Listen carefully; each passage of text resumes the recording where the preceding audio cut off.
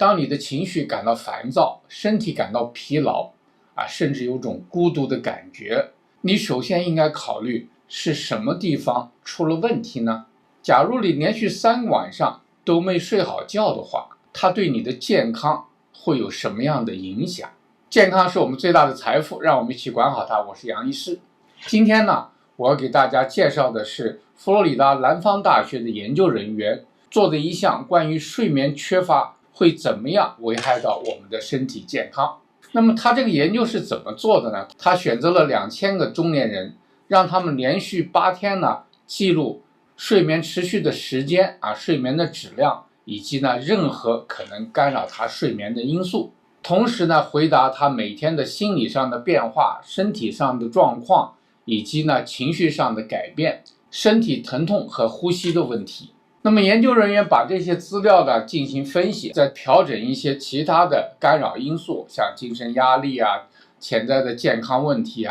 和生活习惯。总而言之吧，他们希望找出睡眠减少对我们的身体有什么样的危害。那么他们发现了什么呢？他们发现哪怕是1个晚上没有睡好觉，就会造成心理和生理健康方面的问题，比如说容易发怒、注意力不能集中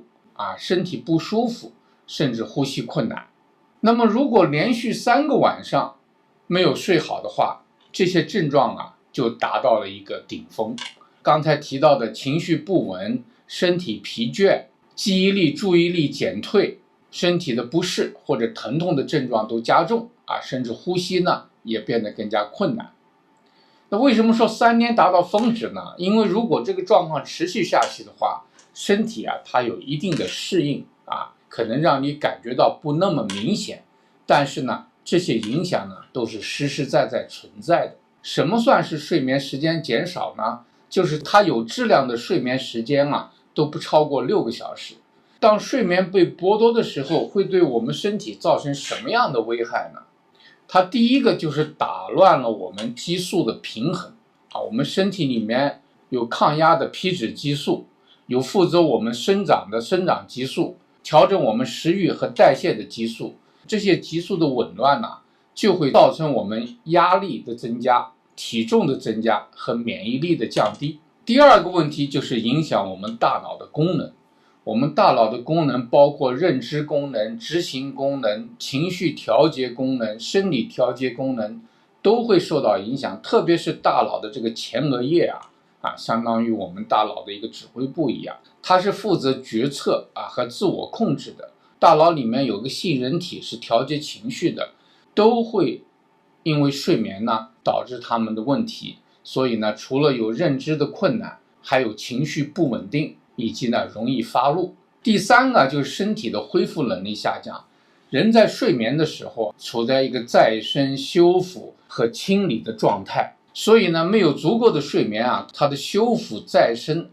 和解毒的过程呢都会受到影响，让我们的身体不能够得到足够的恢复。这样一个影响呢，它会带来一些后果，比如说心理上的压力增大情绪更加不稳，造成更多人际关系的问题，学习和工作能力下降，效绩不好。这样的话呢，反过来都会增加我们精神方面的负担。有人说我平时缺觉到周末的时候恶补一下，虽然恶补比不补强，但是呢还不能够代替平时充足的和质量好的睡眠。总而言之即便是短短的3天连续睡眠不好，都会造成我们生理上和心理上的巨大损失希望大家呢一定重视这个问题。那么我们怎么样保证比较良好的睡眠呢？首先呢，要减少咖啡因的摄取，无论是茶还是咖啡都要适量，特别是在中午以后尽量不要去喝它。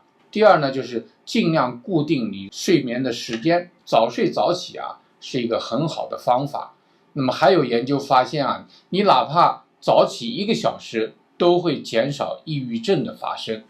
如果你能建立一个9到5或者10到6的睡眠时间呢，我觉得应该是比较理想的。第三呢，就是在睡眠前尽量减少看电视、看手机、看电脑的时间。